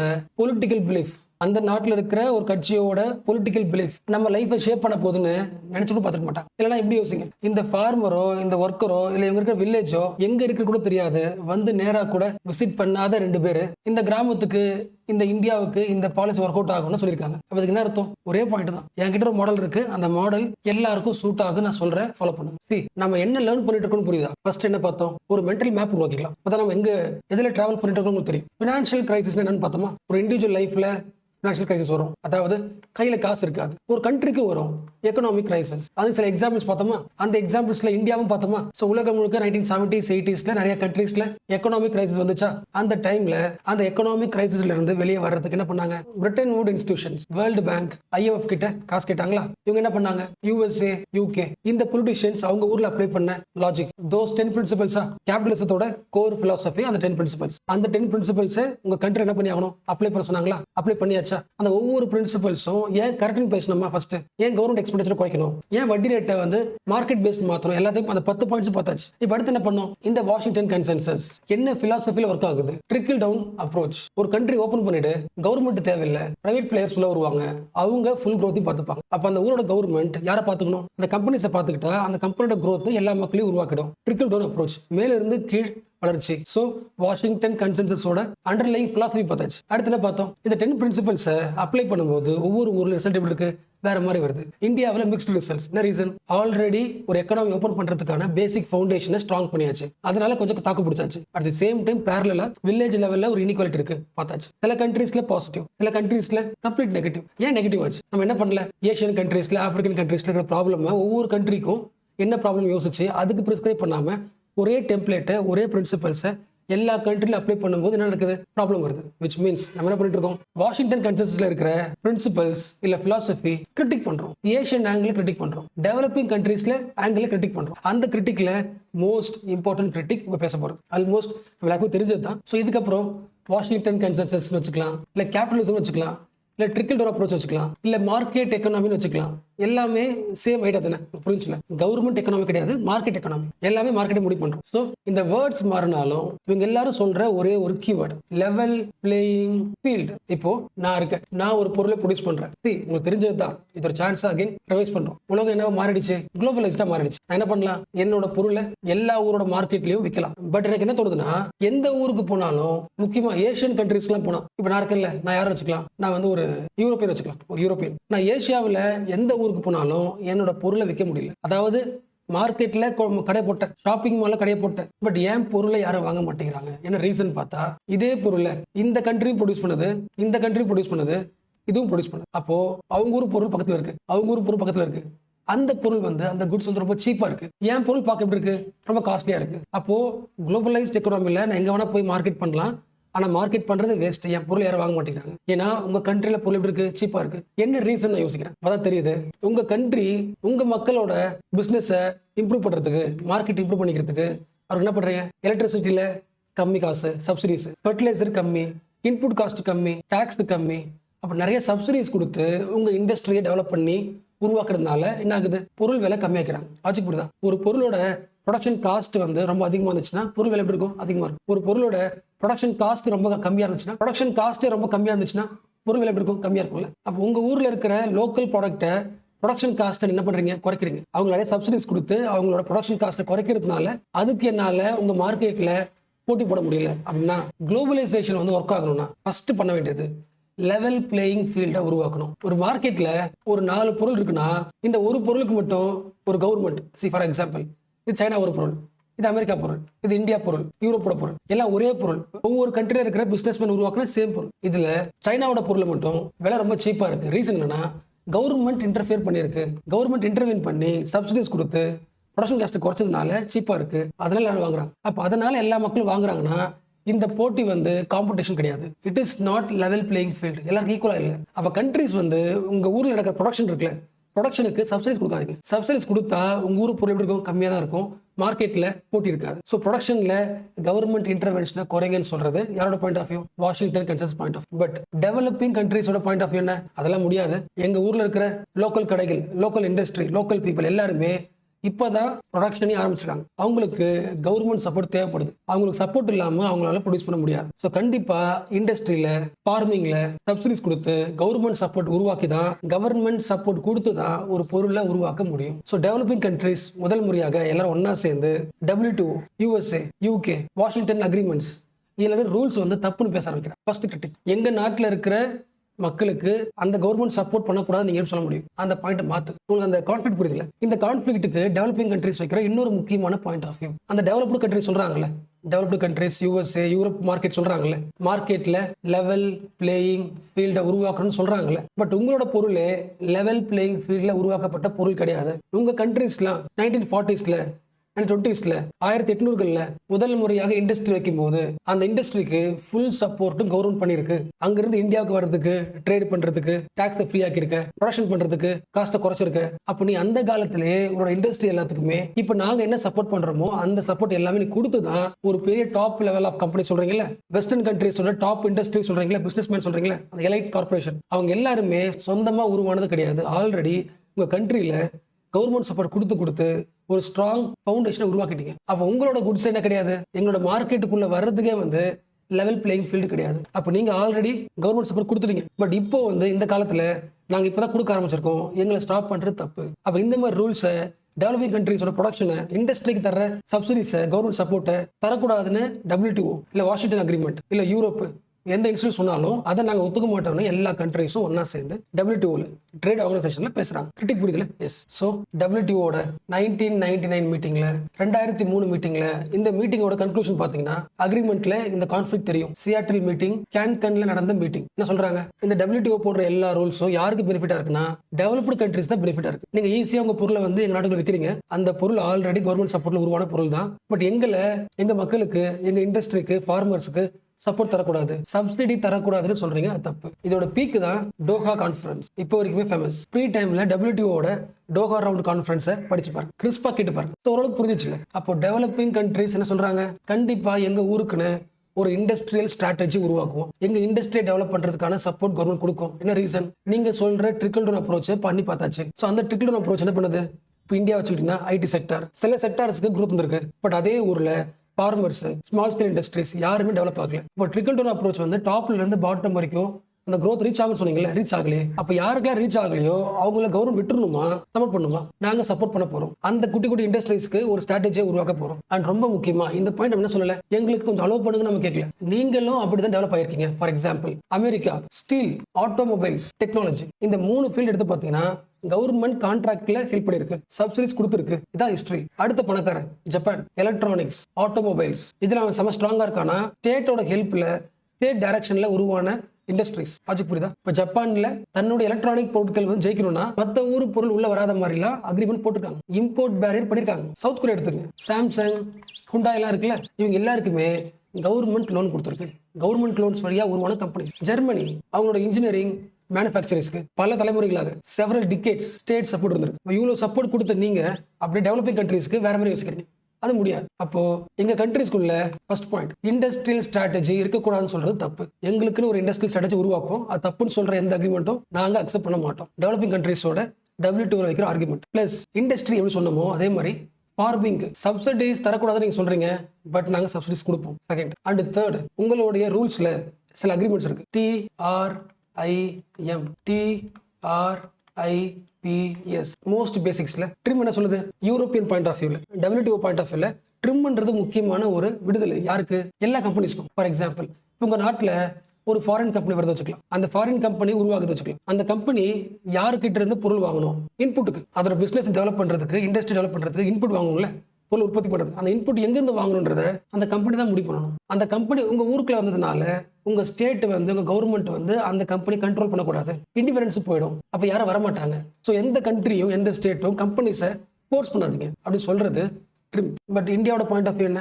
டெவலப்பிங் கண்ட்ரி பாயிண்ட் ஆஃப் என்ன? அப்படிலாம் கிடையாது. உங்களுக்கு ஃபுல் சப்போர்ட், ஃபுல் ப்ராஃபிட்டும் எங்க நாட்டுக்குள்ள வந்ததுனால தான் கிடைக்குது. அப்போ உங்களோட இன்புட்ல, ஃபார் எக்ஸாம்பிள், நீங்க வந்து உங்க இண்டஸ்ட்ரி வந்து கார் இண்டஸ்ட்ரி வச்சுக்கலாம். காரை ப்ரொடியூஸ் பண்ணி விற்கிற ஆள் வச்சுக்கலாம், எக்ஸ்போர்ட் பண்ண போறீங்க. எங்க ஊர்ல வந்து இண்டஸ்ட்ரி வச்சுக்கீங்க. அப்போ இந்த காருக்கு தேவையான சப்ளை பார்ட்ஸ் இருக்கும்ல, இன்புட்ஸ், அதுல 60% ஆஃப் பார்ட்ஸ் இருக்கும்ல, 60% ஆஃப் மெட்டீரியல்ஸ், அந்த மெட்டீரியல்ஸை லோக்கல்ல இருந்து வாங்கணும். நீங்க எங்க கம்பெனி வைக்கிறீங்களோ அந்த ஊர்ல இருக்கிற லோக்கல் சப்ளை கிட்ட இருந்து வாங்குனீங்கன்னா இந்த எல்லா MSMEs அவங்க டெவலப் ஆவாங்க. பட் ட்ரிம் என்ன சொல்லுது? அப்படிலாம் கிடையாது. அந்த ரூல்ஸை தூக்குங்க. ஒரு ஸ்டேட் வந்து ஒரு கம்பெனி கிட்ட உன்னோட இன்புட்டுக்கு எங்க நாட்டுல இருந்து, லோக்கல்ல இருந்து 60% ரா மெட்டீரியல் வாங்கணும்னு சொல்ற ரூல்ஸ் தப்பு. அப்படி இருக்கக்கூடாதுன்னு சொல்றது ட்ரிம். அப்போ டெவலப்பிங் கண்ட்ரீஸ்க்கு இந்த பாயிண்ட் பிடிக்குமா? பிடிக்காது. பாயிண்ட் புரியுதுல? ஃபார் எக்ஸாம்பிள், இப்போ சாம்சங் இந்தியாவுக்கு வர வச்சுக்கலாம். அவன் என்ன பண்ணுவான்? என் கம்பெனிக்கு தேவையான எல்லா இன்புட்டும், ரா மெட்டீரியல்ஸ் எல்லாத்தையுமே கொரியால இருந்தே வாங்கிட்டு வந்துருவோம். அப்போ கொரியால இருந்து மட்டும் தான் வாங்குறாங்கன்னா என்ன பண்ணு? கம்பெனி கொரியால வச்சுக்கோ. அப்போ எங்க நாட்டுக்கு வந்துட்டு எல்லா இன்புட்டையும் எல்லாமே வந்து உனக்கு பிடிச்ச மாதிரி வேற எங்கேயாவது சப்ளை பண்ணிக்கிறேன்னா எங்க நாட்டுக்கு என்ன யூஸ் தான் இருக்கு? நீ வெறும் என்ன பண்ற? அந்த எல்லா பொருளையும் அசம்பிள் பண்றதுக்கான வேலை மட்டும் தான் எழுதுற. எம்ப்ளாய்மெண்ட் மட்டும் பத்தாது. நீ எப்போ வேணா பண்ணிடலாம், நீ எப்போ வேணா வெளில போயிடலாம். அப்போ உன்னோட பொருளை அசம்பிள் பண்றதுக்கு, ப்ரொடியூஸ் பண்றதுக்கு மட்டும் ஒரு ஆள் எங்ககிட்ட தேடுற, இந்த மக்கள் யூஸ் பண்ற, அது தப்பு. எங்க நாட்டுக்குள்ள இண்டஸ்ட்ரி வச்சுட்டோன்னா அதுல 60% ஆஃப் சப்ளை ரா மெட்டீரியல்ஸ் எங்க ஊர்ல இருந்து வாங்க. அப்போ எங்க ஊரோட லோக்கல் இண்டஸ்ட்ரி என்ன ஆகும்? டெவலப் ஆகும். அப்புறம் எம்ப்ளாய்மெண்ட். ஸோ TRIM ட்ரிம் அக்ரிமெண்ட்டை, அந்த ரூல்ஸை நாங்கள் எதிர்க்கிறோம். அண்ட் ரெண்டாவது முக்கியமான கிரிட்டிக், சயின்ஸ் என்பது எல்லாருக்கும் சொந்தம். ஃபார் எக்ஸாம்பிள், ஏதோ ஒரு ஊர்ல ஏதோ ஒரு சயின்டிஸ்ட் ஒரு நோய்க்கான மெடிசனை கண்டுபிடிச்சிருக்கலாம், ஒரு கெமிக்கல் ஃபார்முலா கண்டுபிடிச்சிருக்கலாம். மேபி அந்த சயின்டிஸ்ட் வந்து ஒரு கம்பெனியில் ஒர்க் பண்ணலாம். அந்த கம்பெனியில் ஒர்க் பண்ண சயின்டிஸ்ட் கண்டுபிடிச்சாச்சு. நீங்க என்ன சொல்றீங்க? இந்த மெடிசன் எங்களுடைய இன்டெலெக்சுவல் ப்ராப்பர்ட்டி ரைட்ஸ், எங்களோட மூளையில உருவான அறிவு, அது எங்களோட ப்ராப்பர்ட்டி ரைட்ஸ். நாங்க இதுக்கு இந்த மெடிசனுக்கு 1000 ரூபான்னு ஃபிக்ஸ் பண்ணிட்டா அதே ரேட்ல தான் எல்லாரும் வாங்கணும். ரொம்ப முக்கியமானது, இந்த மெடிசனை மற்ற எந்த கண்ட்ரிஸும் ப்ரொடியூஸ் பண்ணக்கூடாது. பட் டெவலப்பிங் கண்ட்ரியா சொல்றாங்க, அப்படிலாம் கிடையாது. மேபி நீங்க உருவாக்குறதுனால ஒரு 5 இயர்ஸ் 10 இயர்ஸ் என்ன பண்ணிக்கலாம், சொந்த கொண்டாடிக்கலாம். பட் அதுக்கப்புறம் அந்த கெமிக்கல் ஃபார்முலாஸ் சயின்ஸ், எந்த கண்ட்ரி வேணா அந்த ஃபார்முலா பயன்படுத்தி ஒரு சீப் மெடிசனா, ஜென்ரிக் மெடிசனா உருவாக்க முடியும். உருவாக்கி எங்க கண்ட்ரியில எவ்வளவு காசுக்கு கட்டுப்படி ஆகுமோ அந்த காசுக்கு புவர் பீப்புளுக்கு சப்ளை பண்ண முடியும். அப்படி பண்ணா உங்களோட பிசினஸ் வந்து கொலாப்ஸ் ஆகுதுன்னு சொல்லக்கூடாது. Because it is science, it is for everyone. அப்போ உங்களோட கம்பெனியோட ப்ராஃபிட்டுக்காக ஒரு ரேட் வைக்கிறீங்களா? That is not correct. 2001ல எய்ட்ஸுக்கு இந்தியா சீப் மெடிசன்ஸை உருவாக்குனதுனால தான் ஆப்பிரிக்காவில் நிறைய மக்களோட வாழ்க்கையை சேஃப்கார்ட் பண்ண முடிஞ்சது. அந்த எய்ட்ஸ்க்கான மெடிசனை சீப்பா உருவாக்கும் போது WTO இந்தியா மேல ட்ரேட் ஆக்ஷன் போடுவோன்னு பயமுத்துறாங்க, த்ரெட்டன் பண்ணாங்க. பட் இந்தியா வந்து அதுக்கு ஒத்துக்கல. நாங்க பண்றது கரெக்ட் சொல்லி உருவாக்கி ஆப்பிரிக்காவுக்கு ஷேர் பண்ணாங்க. அதுதான் மக்களோட லைஃப்ஸை டிரான்ஸ்ஃபார்ம் பண்ணிருக்கு. This should be the idea of the globalisation. அப்போ இந்தியாவோட குளோபலைசேஷனோட பெர்ஸ்பெக்டிவ் டிஃப்ரெண்ட். எக்கனாமி ஓப்பன் பண்ணலாம், பட் டெவலப்பிங் கண்ட்ரியோட growth இம்ப்ரூவ் பண்றது என்னெல்லாம் பண்ணலாமோ, government support, subsidies, local supply, intellectual property rights வந்து ஒரு லெவலுக்கு தான். இது எல்லாமே WTO அக்செப்ட் பண்ணிக்கணும்னு சொல்லிட்டு இந்தியா டெவலப்பிங் கண்ட்ரி சார்பாக பேசிட்டு இருக்கு. தனி சாப்டர்ல தனி வீடியோ போடலாம். பட் இந்த கிளாஸ் ரொம்ப லாங் ஆயிடுச்சுல. பட் ஓவரால் பிக்சர் தெரிஞ்சுக்கலாம். நம்ம எய்ம் என்னது? இந்த வாஷிங்டன் கன்சென்சஸ்குள்ள இருக்கிற பாயிண்ட்ஸ்குள்ள இருக்கிற டெவலப்பிங் கண்ட்ரீஸ்ல கிரிட்டிக் என்ன? டெவலப்பிங் கண்ட்ரீஸ்ல இருக்கிற லோக்கல் ஃபார்மர்ஸ், லோக்கல் இண்டஸ்ட்ரீஸை டெவலப் பண்ணாத மாதிரி பாயிண்ட்ஸ் இருக்கு. அப்போ எப்படி இந்த டெம்ப்ளேட் வந்து ஒரு கண்ட்ரி இம்ப்ரூவ் பண்ணும்? இதான் point. At the same time market ஃப்ரீயா இருக்கும் நீங்க சொல்றீங்க, மார்க்கெட்டை டீரெகுலேட் பண்ணு சொல்றீங்க. அதுக்கு வாய்ப்பு கிடையாது. ஃபார் எக்ஸாம்பிள், ஒரு வார் நடக்குது. வார் நடக்கும்போது ஆட்டோமேட்டிக்கா பொருள் விலை அதிகமாயிடும். ஸோ மார்க்கெட்ல பொருள் விலை அதிகமாயிடுச்சுன்னு கவர்மெண்ட் அப்படியே வேடிக்கை பார்க்க முடியாது. மக்களுக்கு ஏற்ற மாதிரி மார்க்கெட்டை கண்ட்ரோல் பண்ணி தான் ஆகணும். ஸோ ஒரு மார்க்கெட்டை டீரெகுலேட் பண்றது டெவலப்பிங் கண்ட்ரீஸ்க்கு ஒர்க் அவுட் ஆகாது. ஒரு புவர் பீப்புளால மார்க்கெட்ல விலை ஏறுதுன்னா அதுக்கேற்ற மாதிரி லைஃபை கொண்டு போக முடியாது. சில பொருட்களை, சிலிண்டரை, நிறைய முக்கியமான அத்தியாவசிய பொருட்களை அதோட பிரைஸை கவர்மெண்ட் கண்ட்ரோல் பண்ணி ஆகணும். எல்லாத்தையுமே டீரெகுலேட் பண்ண முடியாது. இன்னொரு கிரிட்டிக், ஏன் டீரெகுலேஷன் தப்புன்றது developing countries point of view சொல்லப்பட்ட பெர்ஸ்பெக்டிவ். அப்போ உங்களோட எல்லா பாயிண்ட்ஸும் பார்க்கும்போது எங்க கண்ட்ரியில் அப்ளை பண்ணும்போது எங்க கண்ட்ரியில சில பேருக்கு growth உருவாகுது, எக்கனாமி பிரைவேடைஸ் பண்றோம், சில ஃபீல்டு சில செக்டர் இம்ப்ரூவ் ஆகுது. பட் மிச்ச பாதி பேரை இம்ப்ரூவ் பண்ணப்படல. அப்போ சில பேர் இம்ப்ரூவ் ஆகுறாங்க, சில பேர் அப்படி இருக்காங்கன்னா என்ன உருவாகுது? இன்இக்வாலிட்டி உருவாகுது. ஸோ வாஷிங்டன் கன்சென்சஸ் ஆட்டோமேட்டிக்கா கண்ட்ரிக்குள்ள ஒரு இன்இக்வாலிட்டி உருவாக்குது. முக்கியமா உங்களோட philosophy trickle down approach. Trickle down approach வந்து கம்பெனிஸ்க்கு சாதகமா இருக்கே தவிர லேபர்ஸ்க்கு சாதகமா இல்லை. இன்இக்வாலிட்டி அதிகமாயிட்டு இருக்கு. ஸோ ட்ரிக்கிள் டவுன் எக்கனாமிக்ஸ் யாரை பார்க்க மாட்டாங்க? பாட்டம் பீப்புளை பார்க்க மாட்டாங்க. ஸோ அவங்களை சேஃப்கார்ட் பண்ண வேண்டியது கவர்மெண்டோட பொறுப்பு. These are the critics. So ஓகேல. ஸோ இது எல்லாமே யாரோட கிரிட்டிக்? இது once again developing countries point of வியூல வாஷிங்டன் கன்சென்சஸ் எதை உருவாக்குது? ஒரு கண்ட்ரியில கார்ப்பரேட் பவர் உருவாக்குது. சில கார்ப்பரேட்ஸ் உருவாக்கி அவங்க ஸ்ட்ராங் ஆக்குது. ரூல்ஸ் ரிலாக்ஸ் பண்றதுனால லேபர் எக்ஸ்ப்ளாய்டேஷன் ரொம்ப அதிகமாகுது. ஒரு கண்ட்ரி ரெண்டா பிரிக்க முடியுது. சில பேர் இம்ப்ரூவ் ஆகுறாங்க, சில பேர் இம்ப்ரூவ் ஆகல. Rising inequality, these are the critics from developing countries. ஓகேல, ஸோ இது வரைக்கும் பார்த்த கிரிட்டிக் புரியுதுல. பட் இந்த கிரிட்டிக்லாம் ரொம்ப ஈஸியாக புரிஞ்சுக்க முடியும், நம்மளால யோசிக்க முடியும். பட் இப்போ சொல்ல போற ஒரு கிரிட்டிக் இருக்கு.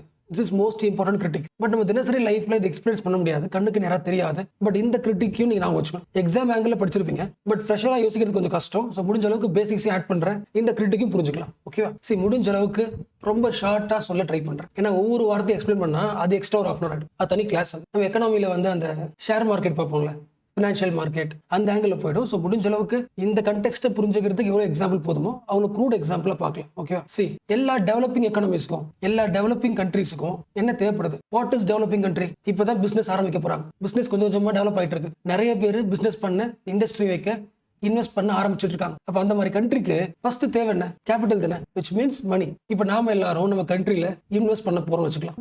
நம்ம எல்லாருக்கும் யாரு காசு தருவா? பேங்க்ஸ் தானே. அப்ப பேங்க்ஸ்ல எல்லா பேங்க்ஸ்லயும் எவ்வளவு காசு இருக்கோ அந்த அளவுக்கு என்ன பண்ண முடியும்? எல்லாருக்கும் காசு கொடுக்க முடியும், லோன் கொடுக்க முடியும். கரெக்டா? பட் ஒரு டெவலப்பிங் கண்ட்ரியால நிறைய பேருக்கு லோன் தர அளவுக்கு கையில காசு இருக்குமா? இருக்காதுல்ல. அப்ப நான் ஒரு ஐடியா சொல்றேன். நான் மீன்ஸ் யாரு? வாஷிங்டன் பிரின்சிபல்ஸ், கேபிட்டலிஸ்ட் எக்கானமி சொல்ற பிரின்சிபல். நீ ஏன் காசு கஷ்டப்படுற? நீ கடனே வாங்க வேணாம். இதான உன் கண்ட்ரி. உன் கண்ட்ரிஸ் எல்லாத்தையும், டெவலப்பிங் கண்ட்ரிஸ் எல்லாம் என்ன பண்ணுங்கன்னா எக்கனாமியை ஓப்பன் ஆக்கிடுங்க. யாரு வேணா வந்து ஃபர்ஸ்ட் பார்த்தோம்ல, சரி, யாரு வேணா வந்து உங்க கண்ட்ரிக்குள்ள இன்வெஸ்ட் பண்ணலாம். அதுக்கு என்ன மீனிங்? நிறைய மீனிங் இருக்கு. உங்க கண்ட்ரிக்குள்ள வந்து அவங்களே பிசினஸ் ஆரம்பிக்கலாம், நமக்கு வேலை தரலாம். இதுக்கு பேர் என்ன? ஃபாரின் காரங்க டைரக்டா வந்து இன்வெஸ்ட் பண்றாங்க, FDI. இல்லைன்னா ஃபாரின் போர்ட்ஃபோலியோ இன்வெஸ்ட்மெண்ட். நீ வந்து உங்க ஊர்ல ஒரு இண்டஸ்ட்ரி ஓபன் பண்ண ஆசைப்படுற, உங்க கையில காசு இல்லை, பட் உங்க கம்பெனிக்கு ஃபாரின்காரங்க என்ன பண்ணுவாங்க?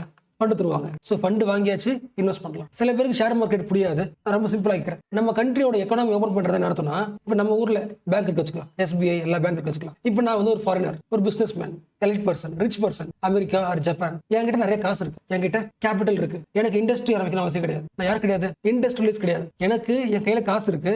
அந்த காசு பேங்க்ல போட்டா வட்டி கிடைக்கும். அப்ப இந்த காசை எந்த நாட்டுல சேவ் பண்ணலாம்? எந்த நாட்டோட பேங்க்ல சேவ் பண்ணலாம்? அமெரிக்காவில் சேவ் பண்ணலாமா? ஏன்னா அமெரிக்காவில் காசு சேவ் பண்ணா டெபாசிட் பண்றதுக்கு அந்த சேவிங்கான வட்டி இருக்குல்ல, 10% கொஞ்சம் அதிகமா இருக்கு, போட்டுடலாம். ஒருவேளை பிரான்ஸ்ல 10% விட அவங்க பேங்க்ல சேவிங் பண்ணா வட்டி ரேட் 12%, என்ன பண்ணிக்கலாம்? காசை அங்க மாத்திக்கலாம். பட் எங்க போக முடியாது? டெவலப்பிங் கண்ட்ரீஸ்ல போக முடியாது. ஏன்னா most of the Asian countries க்ளோஸ்டா இருக்கு, ஓப்பனா இல்லை. அப்ப நீங்க என்ன பண்ணுங்க? யார் சொல்றா? வேர்ல்டு பேங்க்ல சொல்றாங்க.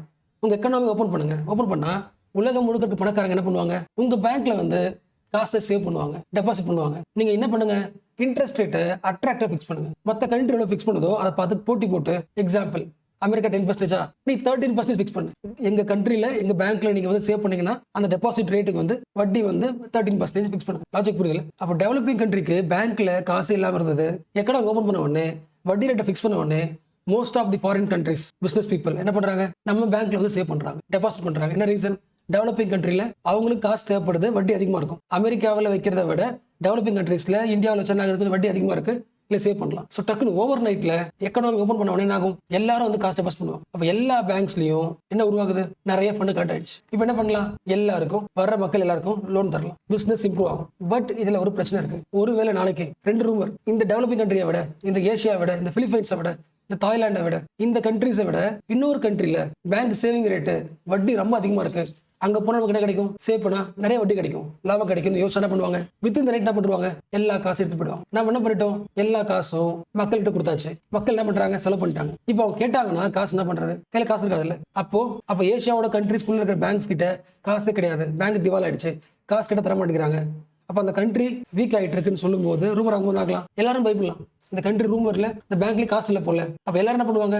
ஓகே, போட்ட காசை எடுத்து போயிடுவாங்க. வித் இந்த நைட் என்ன காசும் எப்படி ஃப்ளோ இன்னாச்சோ ஃப்ளோ ஆயிடும், டிவால் ஆயிடும். This is the simple example of Asian crisis. அப்போ உங்களுக்கு தோணுச்சுன்னா கேபிட்டலை ஒரு டெவலப்பிங் கண்ட்ரிக்குள்ள கொண்டு வந்து இன்ஃப்ளோ பண்ணி அந்த கண்ட்ரிக்கு டெவலப் ஆகிறது ஹெல்ப் பண்றீங்க. உங்களுக்கு தோணுச்சுன்னா உடனடியா வெளியே கொண்டு போயிடுறீங்க, ஸ்டெபிலிட்டி உடஞ்சிருது. அப்ப நீங்க நினைச்சா ஒரு கண்ட்ரியை ஜாபை உருவாக்க முடியும், ஜாபை டிஸ்ட்ராய் பண்ண முடியும். அப்ப இந்த பிரின்சிபல்ஸ் குளோபல் எக்கனாமி ஓப்பன் ஆக்குறதுனால எப்போனா ஒரு கண்ட்ரி இன்ஸ்டெபிலிட்டா மாறலாம். அப்ப ஜென்ரலா பார்க்கும்போது ஃபாரின் கேபிட்டல் இன்ஃப்ளோ ஆகிற மாதிரி இருக்கும். எப்போ வேணா வெளியே போயிடும். வெளியே போச்சுன்னா நம்ம கண்ட்ரியோட கரன்சி ஆகிடும், வேல்யூ குறைஞ்சிடும். ஸோ ஓகே இல்லை, ஓரளவுக்கு அந்த ஏஷியன் கிரைசிஸோட பேசிக்ஸ் புரியுது இல்லை.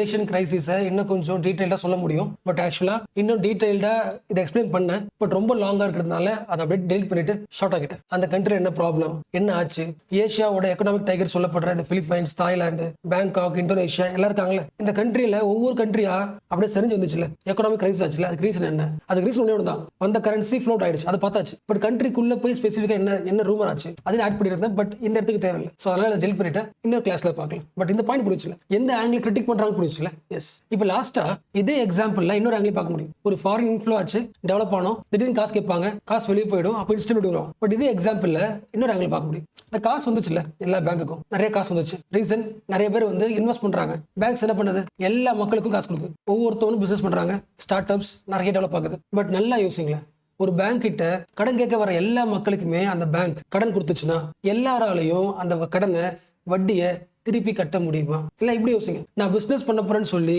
கடன் வாங்கின எல்லா மக்களாலையும் பிசினஸை ப்ராஃபிட்டா கொண்டு போக முடியுமா? ஒரு 10 பேர் பிசினஸ் பண்றாங்கன்னா அதுல பாதிக்கு பாதி பேர் தான் ஜெயிப்பாங்க, மிச்சம் பாதிக்கு பாதி பேர் தோத்துவாங்கல்ல. இப்போ வாங்கின காசு அப்ப நியூஸ்ல என்ன வரும், பேங்கோட முக்காவாசி காசு என்னவா மாறிடுச்சு, என்பிஏவா மாறிடுச்சு, நான் பெர்ஃபார்மிங் அசட்டா மாறிடுச்சு. கொடுத்த காசு திருப்பி வரவே இல்லை, வட்டி கட்டவே இல்லை. அப்படின்னா இந்த கண்ட்ரியோட எக்கனாமி ரொம்ப டவுன் ஆயிட்டு இருக்கு. லாஜிக் புரியுதுல? This is called as 2008 global crisis. Asian கிரைசிஸ்க்கும் குளோபல் கிரைசிஸ்க்கும் டிஃபரன்ஸ் புரியுதுல? ஏஷியன் கிரைசிஸ் பணத்தை போட்டவங்க எல்லாருமே திடீர்னு சில நேரத்திலே சில வருஷங்கள்ல எடுத்துட்டு போயிட்டாங்க. எடுத்துட்டு போகும்போது கையில காசு கொடுக்க காசு இல்லை.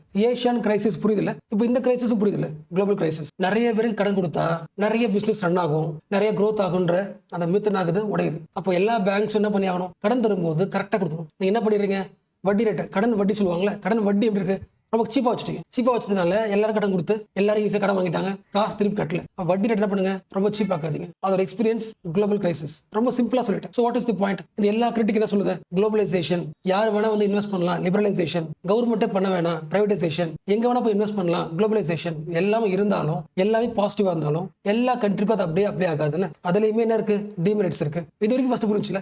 எஸ். ஸோ இது எல்லாமே யாரோட கிரிட்டிக்? இது these are the critics from developing countries. But what is shocking, அதே வாஷிங்டன் கன்சென்சஸ் டெவலப்டு கண்ட்ரீஸும் கிரிட்டிக் வைக்கிறாங்க. புரியுதுல? எப்படி இந்தியாவில இருந்து ஒரு வாய்ஸ் வந்து இந்த ரூல்ஸ்ல டீரெகுலேஷன், பிரைவேடைசேஷன் இதெல்லாம் தப்புன்னு வந்து இந்தியா பேசிச்சோ, அதே ஆங்கிள் டெவலப்டு கண்ட்ரீஸ்ல அமெரிக்கால இருந்து பேசுறாங்க. அவங்களோட பாயிண்ட் ஆஃப் வியூ என்ன அப்படி பார்த்துருக்கோம், அகைன் ரிவிஷன் பண்ணலாம். இந்த குளோபலைசேஷன் பிரின்சிபல்ஸ் யாரோட point of view, developed countries point of view. என்ன சொல்றாங்க, இந்த குளோபலைசேஷனோட பிரின்சிபல்ஸ் எதுவுமே நம்ம நாட்டை இன்னும் பெருசா மாத்தல, நம்ம நாட்டை மோசமாகிட்டு இருக்கு. எப்படி?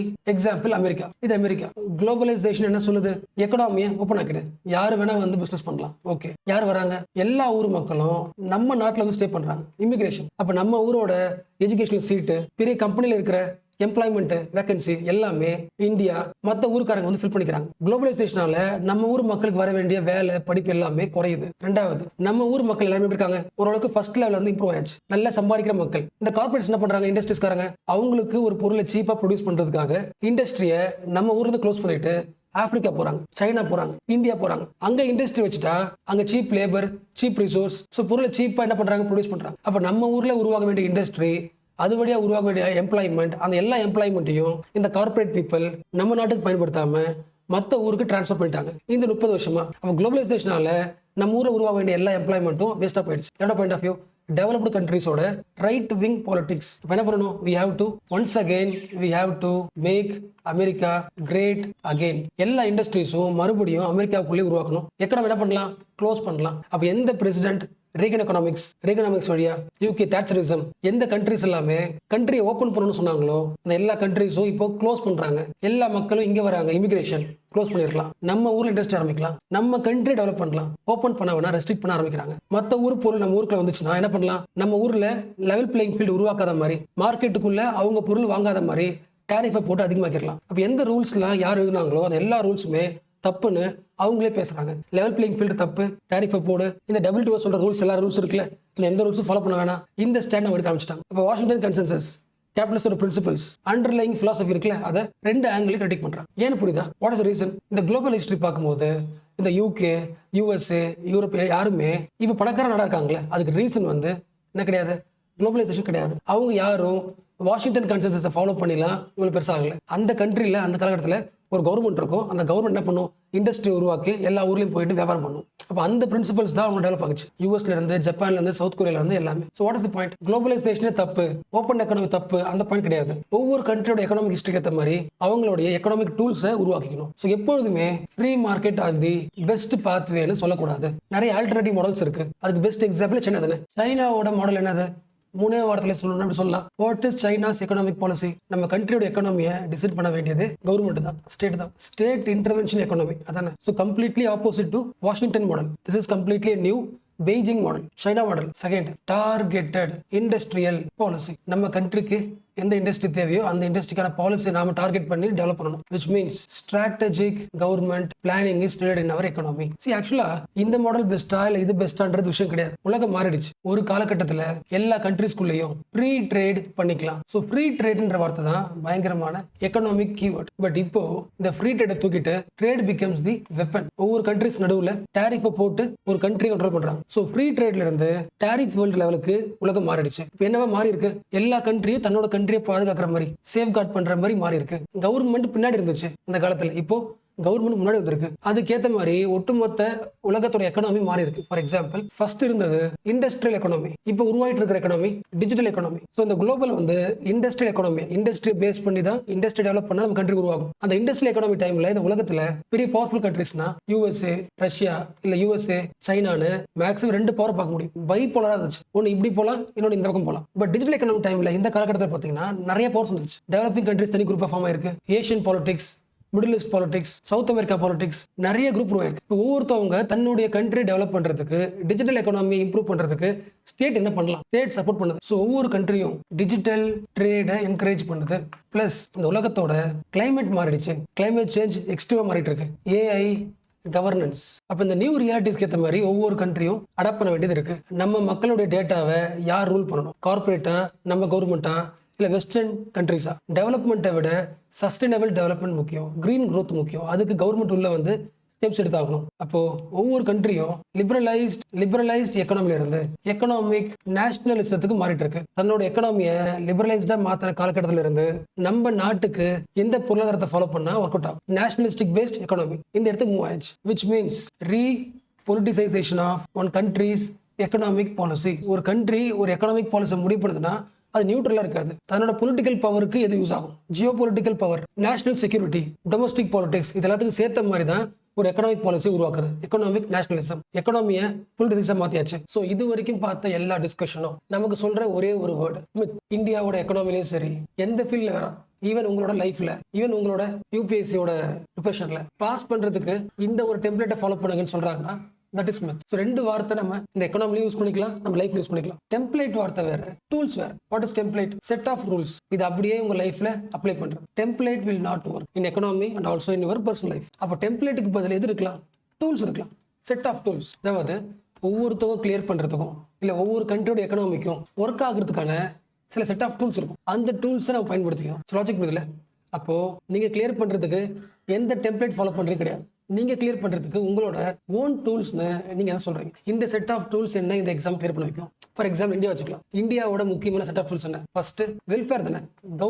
கவர்மெண்ட் இன்டர்வென்ஷன் சொல்லலாமா? எல்லா முக்கியமான செக்டர்ஸ்க்கு சப்சிடிஸ், டார்கெட்டட் பெனிஃபிஷியரிஸ். ஸோ கண்ட்ரியோட growth இருக்கும்போது ஆட்டோமேட்டிக்கா பேலன்ஸ்டா வெல்ஃபேர் பண்ணுவோம். பிளஸ் ஃப்ரீ மார்க்கெட் அலோவ் பண்ணுவோம். கையில காசு அதிகமாக இருந்துச்சுன்னா பட்ஜெட்ல எக்ஸ்பெண்டிச்சர் பண்ணுவோம். சம்டைம்ஸ் டாக்ஸ் அதிகமாகும். ஸோ சிச்சுவேஷனுக்கு ஏற்ற மாதிரி டாக்ஸ் அதிகமாக்கும், டாக்ஸை குறைப்போம். Tools, it is not template. ஒரே மாதிரி பண்ண அவசியம் கிடையாது. அப்போ சிச்சுவேஷனுக்கு ஏற்ற மாதிரி நம்மளோட ஸ்ட்ராட்டஜி மாத்திக்கணும். இதுக்கு பேர் என்ன? பிராக்மேட்டிக்னு சொல்லுவாங்க. பிராக்மேட்டிக், ரியாலிட்டி பேஸ் பண்ணி. Pragmatic, eclecticism. What is pragmatic? எந்த லீடர் வந்து ரியாலிட்டியில பிராக்டிஸ்ல எது ஒர்க் அவுட் ஆகுமோ அதை சூஸ் பண்றாங்களே, தட் இஸ் பிராக்மேட்டிக். இது யார்? பிராக்மேட்டிஸ்ட் லீடர். ஒரு ஐடியாவை நம்பி, ஒரு தியரி நம்பி லைஃப் கொண்டு போக மாட்டாங்க. இந்த ஊருக்கு பிராக்டிக்கலா இது ஒர்க் அவுட் ஆகும். லாஜிக் புரியுதுல? தியரிட்டிக்கலா சில விஷயம் பார்க்கறதுக்கு பயங்கரமா இருக்கும், செம்மையா இருக்கும்.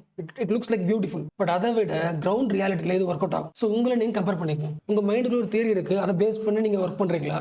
உங்க எக்ஸாமுக்கு பிராக்டிகல் ரியாலிட்டி என்னன்னு தெரிஞ்சுக்கிட்டு அதுக்கு ஏற்ற மாதிரி ஒர்க் பண்றீங்களா? லாஜிக் புரியுதுல? ஃபார் எக்ஸாம்பிள் ஃபர்ஸ்ட் பேசினது, சில கண்ட்ரீஸ்ல LPG liberalisation, privatisation, globalisation work ஆயிருக்கு. என்ன ரீசன்? ஆல்ரெடி அந்த கண்ட்ரில சில ஃபவுண்டேஷன்ஸ் உருவாக்கியாச்சு. டிரான்ஸ்போர்ட்ல, கம்யூனிகேஷன்ல, இன்ஃப்ராஸ்ட்ரக்சர்ல, எஜுகேஷன்ல, ஹெல்த்ல. பட் இது எதையுமே டெவலப் பண்ணாம நம்ம கண்ட்ரியை லிபரலைஸ் ஆகிற என்ன ஆகும்? Work out ஆகாதுல்ல.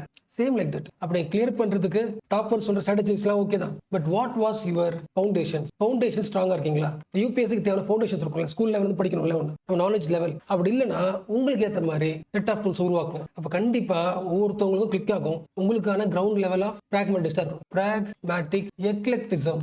What is eclecticism? சிச்சுவேஷனுக்கு ஏற்ற மாதிரி டூல்ஸை உருவாக்குறது.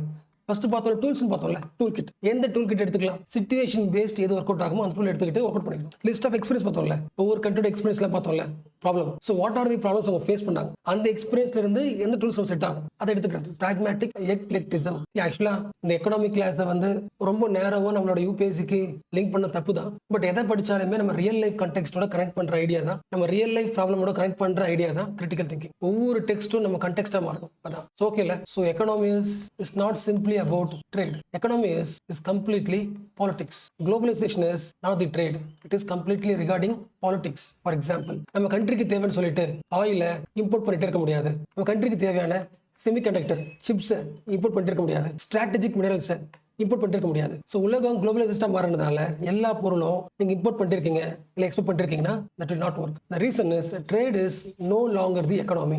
Trade is about the politics. எப்போ வேணா உங்களுக்கு வர சப்ளை கட் ஆகலாம். So trade is one of our important national security. அப்போ ஃப்ரீ ட்ரேட் சொல்றாங்களே, that is completely ஒரு மித்து தானே. No country is following the free trade. அப்போ சில ட்ரேடை we have to restrict பண்ணி தான் ஆகணும். எல்லா கண்ட்ரி பண்ணி தான் இருக்கு. ஸ்ட்ராட்டஜிக் டீகப்ளிங் சொல்லலாமா? ஸ்ட்ராட்டஜிக் டீகப்ளிங் which means நம்ம கண்ட்ரியோட ஸ்ட்ராட்டஜிக்காக செக்யூரிட்டிக்காக சில விஷயத்தை பிரிச்சு தான் பார்க்கணும். எல்லாத்தையும் பத்தி ஃப்ரீ ட்ரேட் பார்க்க முடியாது. ஸோ லாஸ்ட் வேர்ட் ஆல்ரெடி பார்த்ததான், every countries growth has no single formula.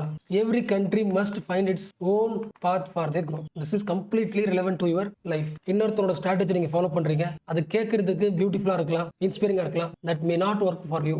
உங்க லைஃபோட ப்ராக்டிக்கலுக்கு ஏற்ற மாதிரி உங்க யூபிஎஸ்சி கோலை அலைன் பண்ணுங்க. யூபிஎஸ்சி இஸ் வெரி ஹார்ட், எழுத வேணாம்னு சொல்ல மாட்டேன். அப்படின்னா நமக்கு பிடிச்ச ட்ரீமே பண்ண முடியாது, அது கிடையாது. If it is hard then உனக்கான டூல்ஸை நீ உருவாக்கு. ஸோ யூபிஎஸ்சி கேம் ஃபீல்ட்ல டாப்பர்ஸ் இருக்காங்கல்ல, they are like western people. Western economy பார்த்தோம்ல, எப்படி இந்தியாவுக்கு வந்து வெஸ்டர்ன் எக்கனாமி ஒர்க் அவுட் ஆகாதோ, ஏஷியாவில் நிறைய கண்ட்ரிஸ் வெஸ்டர்ன் எக்கனாமி ஃபாலோ பண்ணதால ஒர்க் அவுட் ஆகலையோ, சேம் லைக் தட். நீ ஒரு ஆவரேஜ் ஸ்டூடெண்டா இருக்கனா உனக்கான டூல்ஸை பிராக்மேட்டிக் எசென்ஷியல் டூல்ஸை கண்டுபிடி. That will work for you.